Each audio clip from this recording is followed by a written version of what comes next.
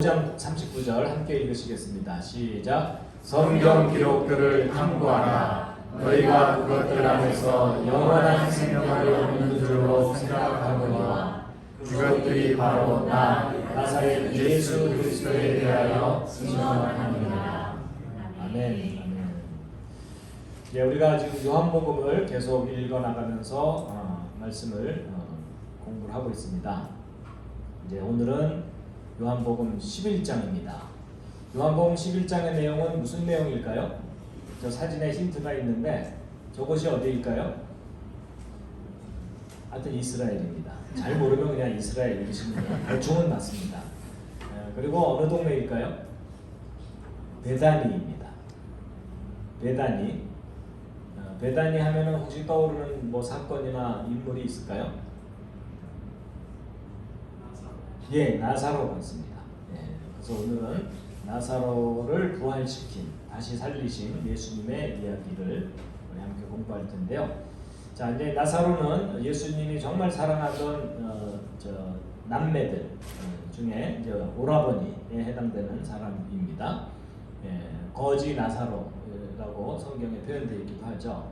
근데 그 나사로에게 두 명의 누이가, 그러니까 여동생이 있었는데 두 명 누이의 이름이 뭘까요? 마르다 마리아. 예, 마르다와 마리아입니다. 그래서 마르다가 언니인데 나사로라는 이름의 뜻이 혹시 뭘까요? 이게 나사로가요. 저도 찾아봤더니 엘르아살이라는 이름의 줄인 표현이래요. 엘르아살이라고 표현되기도 하지만 또 성경에 엘리에셀이라고도 표현되거든요. 엘리에셀, 에셀은 돕는다는 뜻이고요. 그 다음에 엘리는 나의 하나님 이런 의미거든요. 네, 그래가지고서 하나님이 도우신다 뭐 이런 의미를 가진 이름입니다. 자, 그리고 이제 그 나사로가 어디에 살던 사람이라고요? 출신지가 바로 베다니입니다. 베다니. 예. 동생 마리아는 어떤 사건과 관련 있게 성경에 표현되어 있거든요. 동생 마리아는 혹시 무슨 성경에 어떤 내용으로 나올까요? 향유 옥합.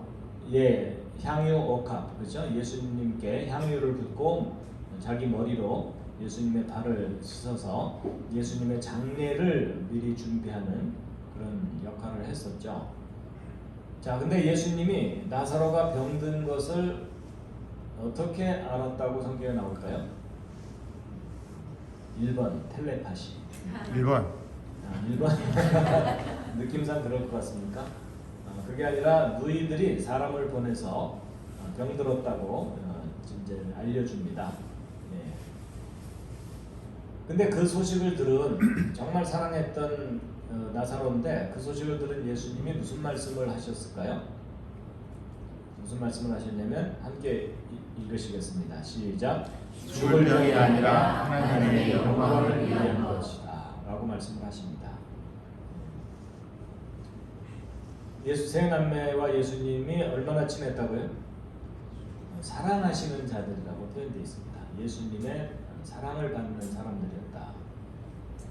물론 모든 사람을 다 사랑하셨지만 특별히 친밀감을 가지고 사랑을 하셨다. 근데 어쨌든 그렇게 사랑하는 나사로가 죽었다는 소식을 듣고 예수님이 어떤 행동을 취하셨을까요? 좀 약간 의아스러운 행동을 취하셨어요. 뭐죠? 그래? 하고서 빨리 달려가셨어야 되는데 병들어서 죽게 된 상황인데도 빨리 가진 않으시고 오히려 더 늦게 가셨어요. 얼마나 늦게 가셨냐면 함께 읽겠습니다. 계시던 장소에 이틀을 더 머무시고.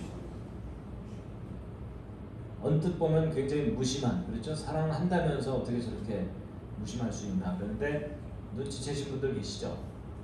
왜 이틀을 머물다 가셨을까요? 죽은 지 3일. 네, 완전히 죽었음이 확인된 후에 부활시키실 의도가 아주 높죠? 그렇죠? 예. 왜냐면 그냥 바로 죽자마자 부활시키면 기절했다 깨어났을 수도 있다. 뭐 이럴 수 있잖아요. 그와 관련된 내용이 예수님의 부활 때 예수님이 금요일날 죽으시고 주일 새벽에 부활하셨다고 하면 하루 반도 안 돼서 부활하시는 상황이 되거든요. 그럼 예수님의 죽음과 부활을 가짜 죽음과 가짜 부활로 사람들이 의식을 할 수가 있습니다. 근데 예수님은 실제로 밤낮 사흘 동안 땅 속에 있다가 부활하신 것을 이제 지난번에 확인을 좀 시켜드렸습니다. 자, 그다음 제자들에게 무슨 말씀을 하셨냐면 이제 우리가 다시 유대로 들어가자 했거든요. 사실 왜냐하면 베다니가 예루살렘 근처예요. 근데 예루살렘에 가셨다가 사람들한테 잡혀 죽을 뻔 하셨었거든요. 돌 맞아 죽을 뻔 하시고 그렇기 때문에 일단은 그 핍박을 피해서 아직 때가 이르지 않았기 때문에 좀 멀리 계시다가 이제 사랑하는 자의 병든 들었다는 소식을 들으시고 그를 고치기 위해서 사실은 이제 부활시키기 위해서 베다니로 갈 수밖에 없는데 결국 유대인들의 땅으로 들어갈 수밖에 없다는 거죠. 죽음을 무릅쓰고 위험을 무릅쓰고. 그래서 제자들이 뭐라고 대답을 했냐면 최근에 돌 맞을 뻔 하셨으면서 또 거기로 가시려고 하십니까? 안전을 위해서 거기 절대 가시면 안 됩니다. 거기에 대해서 예수님의 대답은 뭐였을까요? 예, 지금 낮이고 낮 시간이 12시간이나 있다. 낮에는 빛이 있으니까 문제가 없는데 밤이 되면 어두워서 넘어질 거다. 그러니까 아직 내가 활동해야 될 때다. 이런 의미의 말씀이실 수가 있겠죠. 이어진 말씀이 뭐냐면 우리 친구 나사로가 잠자는도다. 깨우러 가자. 라고 말씀을 하시니까 제자들은 예수님에 대해서 오해를 했어요. 예수님이 우리 말씀을 좀 잘못 알아들으시는가 보다.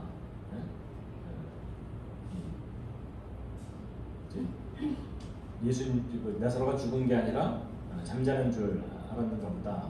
이렇게 오해를 했어요. 그랬더니 예수님께서 확인시켜 주시는 말씀을 하시는데 아니다. 나사로가 지금은 죽었다. 그러면서 이어지는 말씀이 뭐냐면 함께 읽겠습니다. 시작. 내가 거기에 있지 않았던 것을 너희를 위해 기뻐하노니. 이 말씀은 무슨 뜻일까요? 내가 베다니에 그들과 함께 있지 않았던 것이 너희를 위해 기쁨이 된다. 뭐 이런 거잖아요.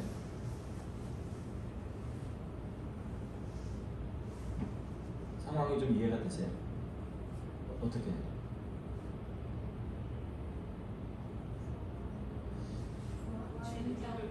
네?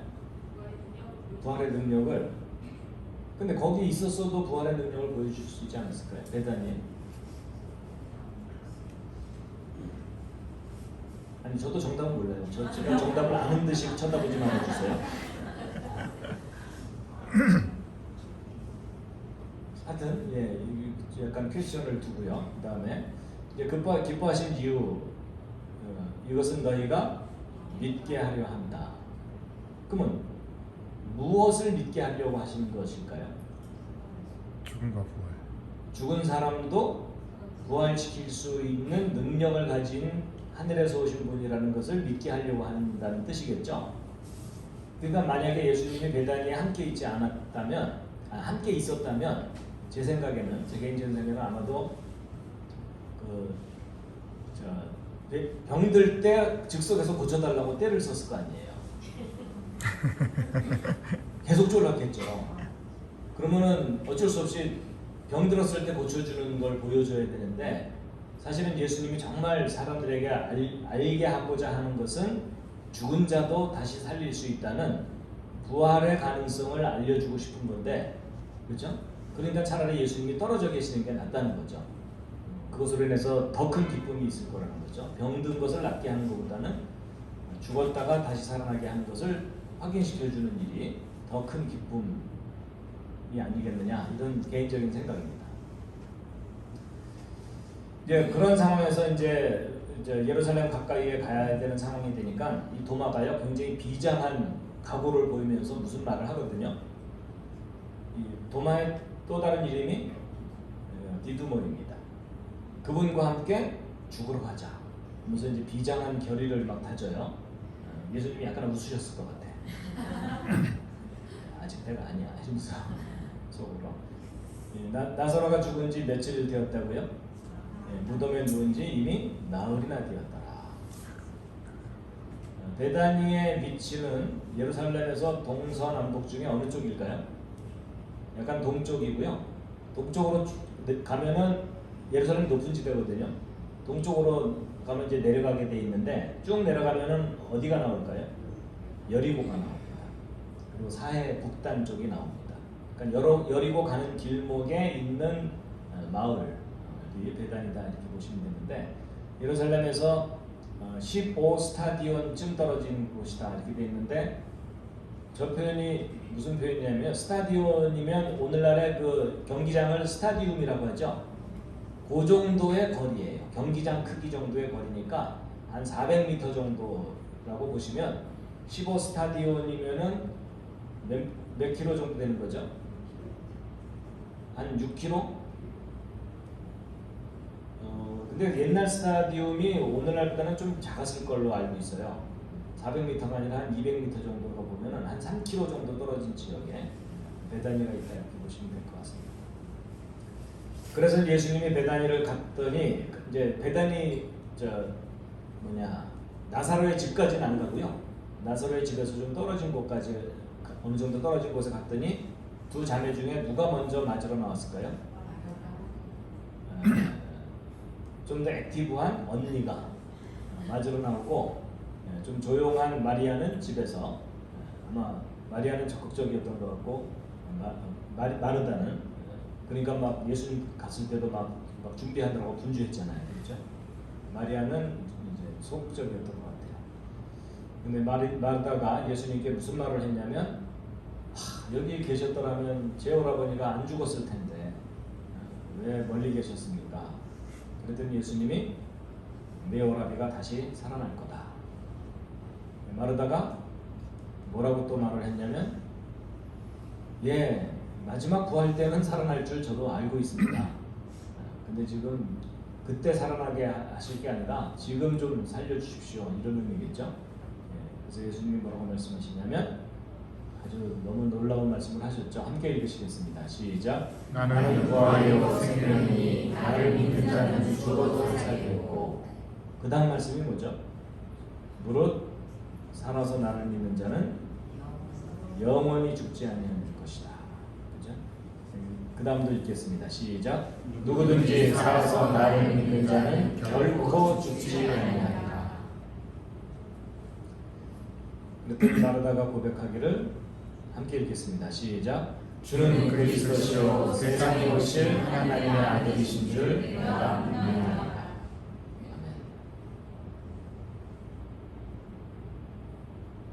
이후 이제 마르다는 가서 은밀히 마리아를 불러갖고 주께서 너를 부르신다라고 했는데 왜 은밀히 말을 했을까요? 옆에 있는 뭔가 상의해 보시고 옆에 있는 뭔가 은밀히 상의해 보시고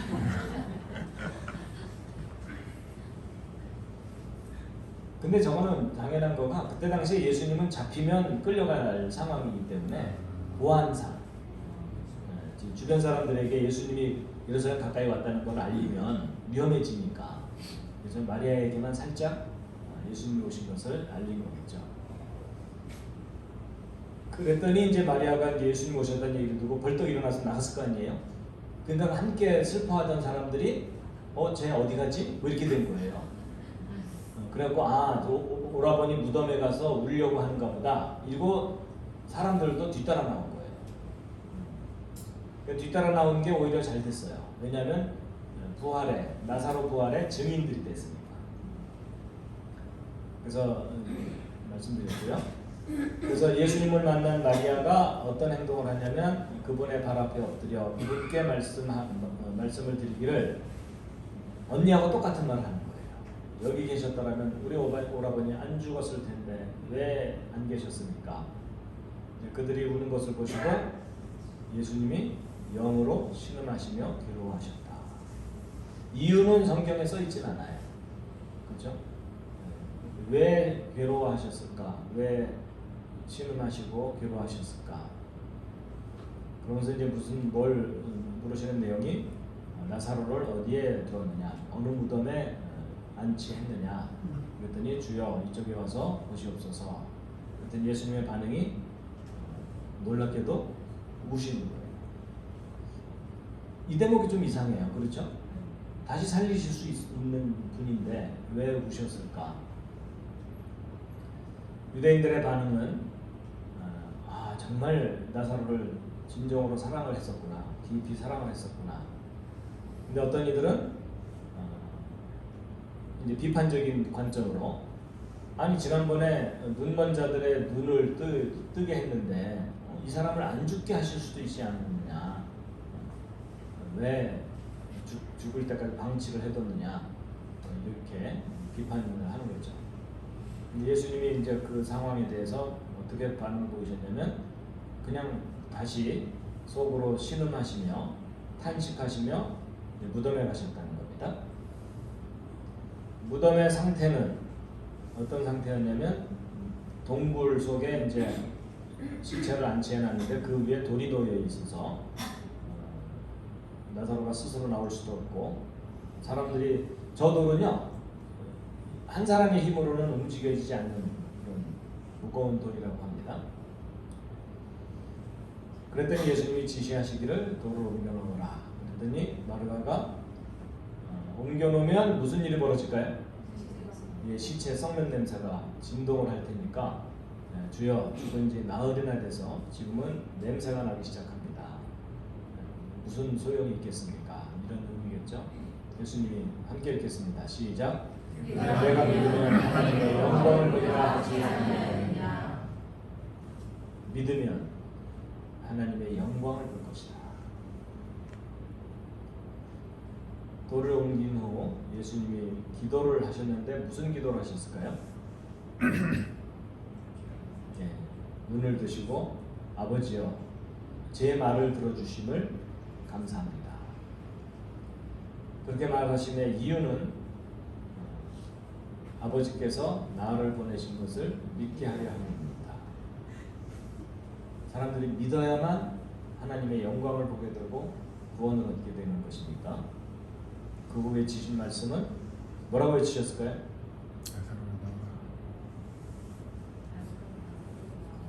네, 열려라 참깨가 아니고 큰 소리로 나사로야 나오라. 근데 저때 나사로가 안 나왔으면 어떻게 됐죠?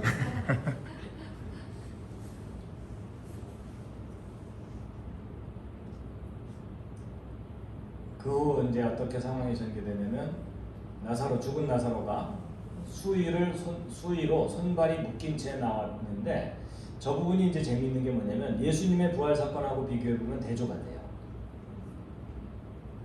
그리고 이제 이스라엘 사람들은 거의 미이라처럼 이렇게 세마포로 이렇게 둘둘둘 감싸서 시체를 안치해 놓거든요. 손발도 머리도 그렇게 꽁꽁 묶어서 그렇게 하는데, 예수님은 그 몸을 감쌌던 모든 것들을 그대로 두고 몸만 빠져나가셨어요. 그렇죠? 근데 나사로는 그럴 능력이 없기 때문에 살아나기만 했지 자기를 감싸고 있는 거는 해결을 못하는 거예요. 그러니까 감싸고 있는 모든 것들을 그대로 그냥 동요맨체로 무덤에서 나왔으니까 아마도 정상적으로 걸어 나왔다기보다는 깽깽이로 나왔을 때 감싸요. 그렇죠? 깽깽이로 툭툭 치면서. 그런 생각 안 해보셨나요? 하여튼 저는 성경 읽으면서 별 생각을 다 해봐요. 그리고 나사로의 얼굴은 그의 얼굴은 수건으로 묶였더라죠. 이 부분이 예수님하고 차이예요. 예수님은 머리 수건이 개켜져 있었다, 이렇게 표현되어 있거든요. 한쪽에 이렇게 가지런히 놓여 있는 그런 겁니다. 감싼 그대로 놓여 있다, 이런 의미라고 해석하는 분들이 있어요. 근데 나사로는 그걸 해결을 못하니까 그냥 수건으로 묶인 상태로 이제 나오는 거죠. 그래서 예수님께서 그를 풀어주어 다니게 하라. 그랬더니 유대인들의 반응이 어땠을까요? 깜짝. 반응이 많은 사람들이 믿었어요. 왜냐면 자기들 눈으로 뭐 썩어서 냄새나던 시체가 살아났으니까 인정할 수밖에 없었는데, 문제는 일부 사람들은 본질적인 것에 별로 관심이 없고 바리새인들에게 가서 예수님이 행하신 일들을 밀고를 한 거죠. 예수라는 자가 나타났다, 그리고 가까이 있다, 그리고 이런 일들을 했다, 뭐 이런 거죠. 그랬더니 이제 예수님을 이제 해치려고 노리던 수지에서와 바리새인들이 공회를 열고서, 야, 이 자가 도대체 이런 엄청난 기적들을 행하는데 우리가 어떻게 대처를 해야 되냐 하고 이제 염려를 하는데, 염려한 이유는 뭐였을까요? 국가의 운명을 염려했어요. 무슨 염려일까요? 만약에 이 자가 백성들을 선동해서 어떤 문제를 일으키면은 이스라엘을 지배하고 있는 로마가 이스라엘을 망하게 할 거 아니냐. 그러면 큰일 난다 우리. 정치적인 염려죠. 그렇죠? 그때 당시 이제 대제사장이 있었는데, 대제사장의 이름이 뭘까요? 가야바입니다. 가야바. 근데 가야바가 어떤 주장을 했냐면, 함께 읽겠습니다. 시작. 한 사람이 백성을 위해 죽어서 온 민족이 멸망하지 않게 되는 것이, 차라리 이 사람 죽이자. 그래야 우리 민족이 전체가 살아날 거 아니냐. 이런 말을 한 거죠. 근데 사실은 저게 이중적인 의미가 있어요. 그렇죠? 그때 당시 현상적으로는 이 사람 죽이면 로마로부터 우리가 구원받을 수 있다 이거지만, 사실 그 밑에 숨겨진 의미는 뭘까요? 이 예수라는 인물이 죽으면 온 세상 사람들이 살아나는 거예요. 근데 사실은 가야바는 그 의미로 말한 건 아니죠. 그렇죠? 그렇지만 하나님께서 가야바로 하여금 그 의미의, 이중적인 숨겨진 의미의 말을 하게 하신 것일 수 있다는 거예요. 그래서 대제사장으로서 민족을 위해서 예수님이 죽으심으로 말미암아 대언자들, 예언자들의 예언이 이루어지고, 그리고 널리 흩어진 하나님의 자녀들을 다시 모을 수 있는 그런 상황이 이제 되는 겁니다.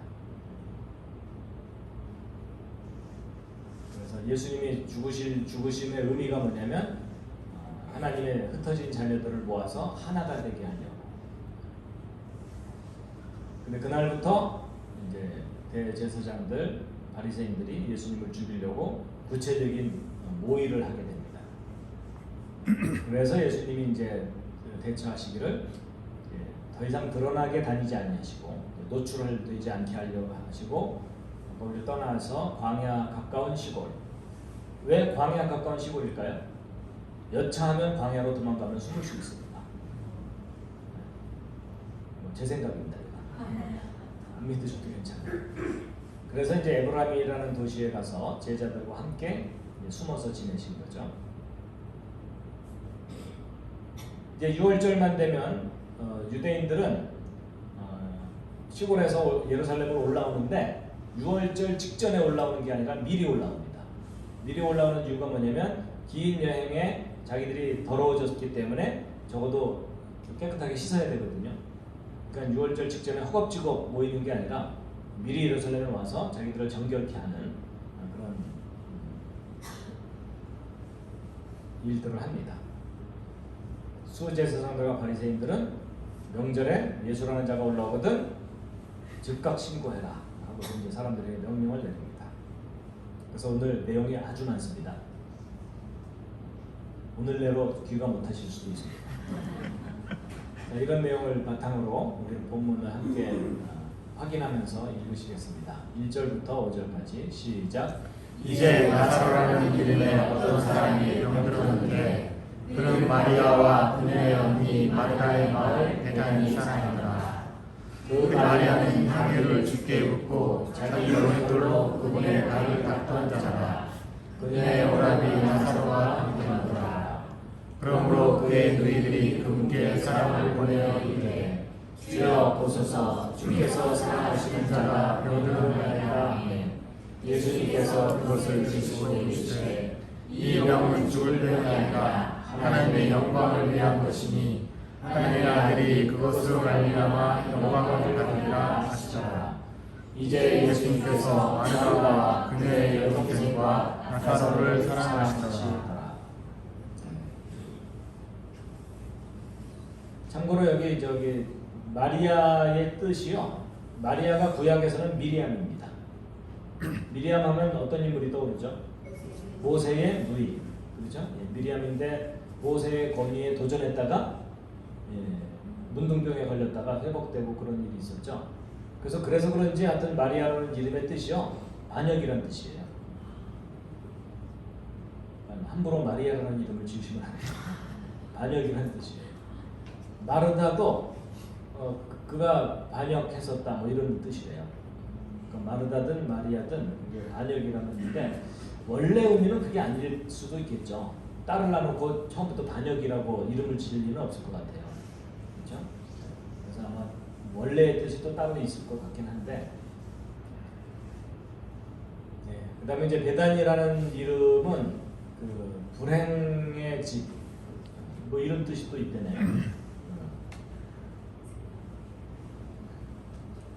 그래서 이제 여기 지도를 보면 여기 예루살렘 성전, 예루살렘 성에서 여기 올리브산, 그리고 여기가 벳바게, 그리고 여기가 베다니입니다. 그래서 예루살렘에서 이렇게 길을 따라서 여리고로 내려가는 길 가까이에 베다니가 있습니다. 6절부터 10절까지 읽으시겠습니다. 시작. 그러므로 그분께서 그가 병들었다 한 것을 들으시기에 자신이 계시던 그곳에서 이틀을 더 머무시고 그 뒤에 자기 제자들에게 이르시되 우리가 이대로 다시 들어가자 하시매 그분의 제자들이 그분께 이르되 선생님이여 최근에 유대인들이 돌로 선생님을 치려하였는데 또 거기로 가자 하시나이까 하니 예수님께서 대답하시되 낮에 12시간이 있지 아니하냐. 사람이 만일 낮에 다니면 이 세상의 빛을 보므로 걸려 넘어지지 아니하는데 밤에 다니면 빛이 그 사람 안에 없으므로 걸려 넘어지느라 하시니라.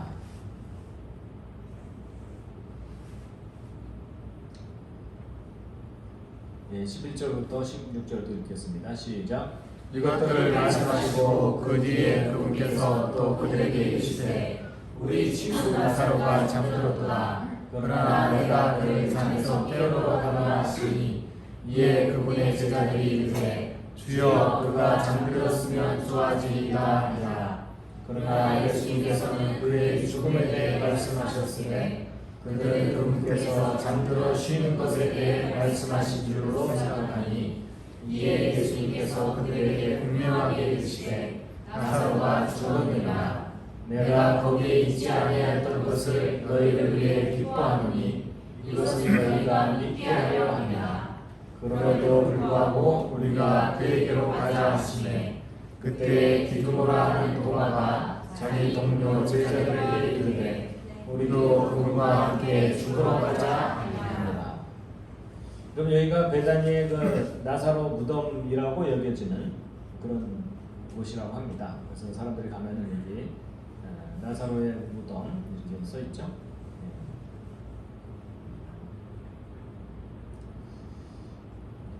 계속 읽겠습니다. 그때에 예수님께서 와서 보시니 그가 무덤에 누운 지 이미 나흘이나 되었더라. 이제 베다니는 예루살렘에서 15스타디움쯤 떨어진 가까운 곳이므로 많은 유대인들이 마르다와 마리아에게 와서 그들의 오라기의 일로 그들을 미워하더라.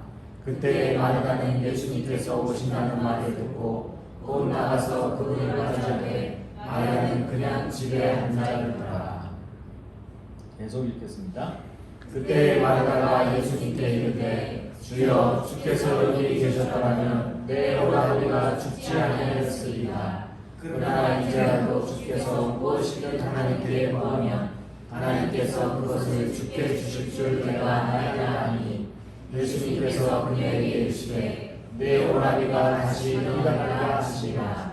마르다가 그분께 이르되 마지막 날 부활할 때에 그가 다시 일어날 줄 내가 아나이다 하니 예수님께서 그에게 이르시되 나는 부활이요 생명이니 나를 믿는 자는 죽어도 살겠고 누구든지 살아서 나를 믿는 자는 결코 죽지 아니하리라. 이것을 내가 믿느냐 하시니 그녀가 그분께 이르되 그러하오이다. 주여 주는 그리스도시요 세상에 오신 하나님의 아들이신 줄 내가 믿나이다 하니라. 아멘. 예, 예전에 제가 이 부분에 대해서 좀 말씀을 드린 게 있었는데 여기 26절에 누구든지 살아서 나를 믿는 자는 결코 죽지 아니하리라 있거든요. 저 말씀 믿으시나요? 아멘. 정말 믿으신다면 제 질문에 대답을 해주세요. 그럼 앞으로 여러분은 죽습니까? 안 죽습니까? 아니, 안 죽는다고 돼 있잖아. 결코 죽지 않는다고 돼 있는데 다시 한번 질문합니다. 자, 오늘 여기 오신 여러분은 앞으로 죽어요, 안 죽어요? 안 죽어요. 뭘 깨닫고 대답하신 거예요? 아니면 그런 대답을 해야 될 것 같아서 하신 겁니까? 사실 좀 모순되는 말이죠. 그렇죠? 왜냐하면 모든 사람은 다 죽잖아요. 근데 예수님은 살아서 믿으면 절대로 안 죽는다 이러셨거든요. 그럼 저 말이 맞는 말이에요? 틀리는 말이에요? 예, 이제 저기 의미를 잘 생각해야 돼서 해야 되는 건데 저 말이 맞는 말이에요. 왜냐하면 그래서 제가 저걸 이해시켜드리기 위해서 예를 든 게 뭐냐면 제가 진행하다가 갑자기 심장마비로 죽었어요. 응급실에 실려가겠죠. 그리고 가서 봤더니 맥박도 끊어지고 호흡도 끊어져서 사망한 거예요. 그럼 이제 장례 준비하겠죠. 근데 한 하루쯤 지나서 제가 다시 살아났어요. 그리고 나 그런 일 가끔 있잖아요. 그러다가 한 20-30년 더 살다가 이제 진짜 죽은 거예요. 그러면 제가 언제 죽은 거죠? 지금 죽은 건 진짜 죽은 게 아니고 20-30년 뒤에 죽는 게 진짜 죽는 거죠. 이제 바로 그런 거라는 거죠. 그러니까 여러분과 제가 죽는 건 맞는데 예수님은 그걸 잠잔다고 표현하신 거예요. 그렇죠? 진짜 죽은 게 아니라 좀 깊이 잠들었다가 다시 깨어나서 영원히 사니까 결국은 우리는 죽어야 안 죽어요? 안 죽어요. 안 죽습니다. 왜냐하면 다시 부활해서 영원히 살기 때문에 잠시 잠들었다가 깨어나는 것일 뿐이라는 거죠. 이해되시죠? 네. 이미 이해하고 계셨을 텐데 그래도 혹시나 해서 우리 김재동 형제님만 이해를 못하는 거 말씀드렸어요. 그래서 결코 죽지 않은 분들끼리 서로 인사하시기 바랍니다. 네, 축하합니다. 지겹게 보겠군요. 주여, 저 집사하고는 딴 동네 살게 해 주시옵소서.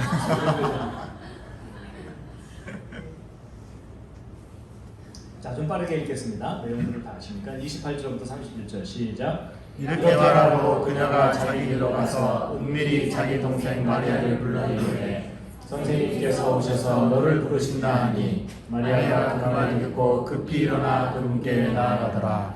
이제 예수님께서는 아직 마을로 들어오지 아니하시고 마르다가 그분을 맞이했던 곳에 계시더라.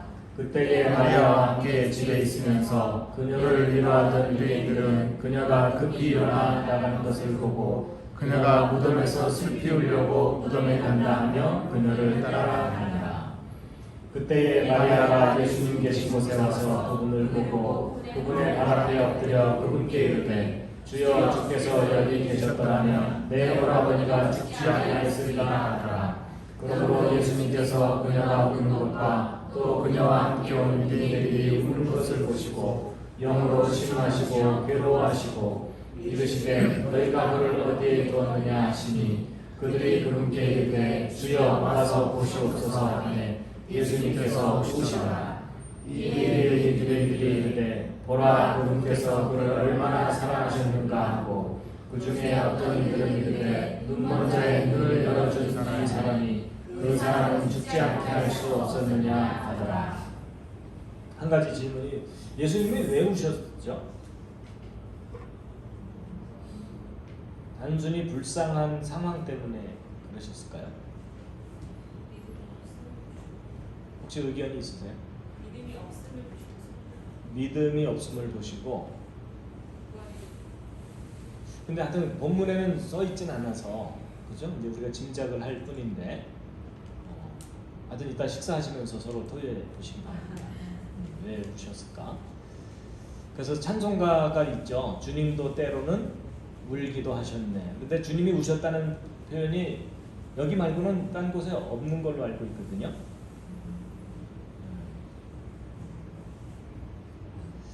일단 계속 읽겠습니다. 시작. 그러므로 예수님께서 다시 속으로 신음하시며 무덤에 가셨는데 그 무덤은 동굴이며 그 위에 돌이 놓였다. 예수님께서 이르시되 돌을 옮겨 놓으라 하시매 죽은 자들이 마르다가 그분께 이르되 주여 그가 죽은 지 나흘이 되었으므로 지금 그에게서 냄새가 나리라 하니 예수님께서 그에게 이르시되 내가 내게 말하기를 내가 믿으면 하나님의 영광을 보리라 하지 아니하느냐 하시니라. 그때에 그들이 죽은 자를 둔 곳에서 돌을 옮겨 놓으니 예수님께서 문을 드시고 이르시되 아버지여 아버지께서 내 말을 들으신 것을 감사하나이다. 아버지께서 항상 내 말을 들으시는 줄을 내가 알아나이다. 그러나 곁에 서 있는 사람들 때문에 내가 그것을 말하였사오니 이것은 아버지께서 나를 보내신 것을 그들이 믿게 하려 함이니이다 하시니라. 그분께서 이렇게 말씀하시고 큰 소리로 외쳐 나사로야 나오라 하시니 죽은 자가 수위로 손발이 묶인 채 나오는데 그의 얼굴은 수건으로 묶였더라. 예수님께서 그들에게 이르시되 그를 풀어주어 다니게 하라 하시니라. 그때에 마리아에게 와서 예수님께서 행하신 일들을 본 많은 유대인들이 그분을 믿었으나 그 중에 어떤 사람은 바리새인들에게 와서 예수님께서 행하신 일들을 그들에게 보았다. 이에 주제사장들과 바리새인들이 공회를 모으고 이르되 이 사람이 많은 기적들을 행하니 우리가 어떻게 하리요? 만일 그를 믿으면 모든 사람이 그를 믿을 것이요 그러면 로마 사람들이 와서 우리의 터전과 민족을 다 빼앗아 가리라 하매 그 중에 한 사람으로서 그들의 대제사장이 가야바라 하는 자가 그들에게 이르되 너희가 아무것도 알지 못하며 또 한 사람이 백성을 위해 죽어서 온 민족이 멸망하지 않게 되는 것이 우리에게 유익한 줄을 깊이 생각하지 아니하는도다 하더라. 근데 정작 가야바는요 예수님 메시아인 것에 대해서 깊이 생각하지 않았어요. 그렇죠? 예. 계속 읽겠습니다. 그는 스스로 이 말을 하지 아니하고 그 해의 대제사장이므로 예수님께서 그 민족을 위해 죽으실 것을 예언하되 그분께서 그 민족만을 위해 죽지 아니하고 너희 흩어진 하나님의 자녀들을 함께 모아 하나가 되게 하려고 죽으실 것을 예언하였더라. 이에 그들이 그날부터 그분을 죽이려고 함께 의논하니라. 그러므로 예수님께서 다시는 유대인들 가운데 드러나게 하지 아니하시고 거기를 떠나 광야에 가까운 시골로 가서 에브라임이라 하는 도시로 들어가 거기서 자기 제자들과 함께 머무르시니라. 마지막 부분입니다. 유대인들의 유월절이 가까이 오매 많은 사람이 자기를 정결하게 하려고 유월절 전에 시골에서 예루살렘으로 올라가니라. 그때에 그들이 예수님을 찾으며 성전에 서서 자기들끼리 말하되 너희 생각에는 어떠하냐? 그가 이 명절에 오지 아니하겠느냐 하라. 이에 수제사장들과 바리새인들은 다 그분을 붙잡기 위해 누구든지 그분께서 계신 것을 알거든 그것을 알리라고 명령을 내리더라. 네, 여기까지입니다. 오늘 좀 긴 내용이었는데요. 아까 뭐 전체적인 설명을 드렸지만 혹시 오늘 본문 쭉 읽으시면서 뭔가 궁금한 점, 뭔가 이런 말을 좀 하고 싶다 이런 내용이 있으시면 이럴 때 손 들면 다른 사람 눈총 받을까봐 손 못 들지 마시고요. 보충 설명을 해주셔도 좋고요. 뭔가 제가 빠뜨린 부분이 있으면 좀 보충해 주셔도 좋습니다. 없으십니까? 다들 빨리 김밥 먹자는 표정들이신데. 예. 그러면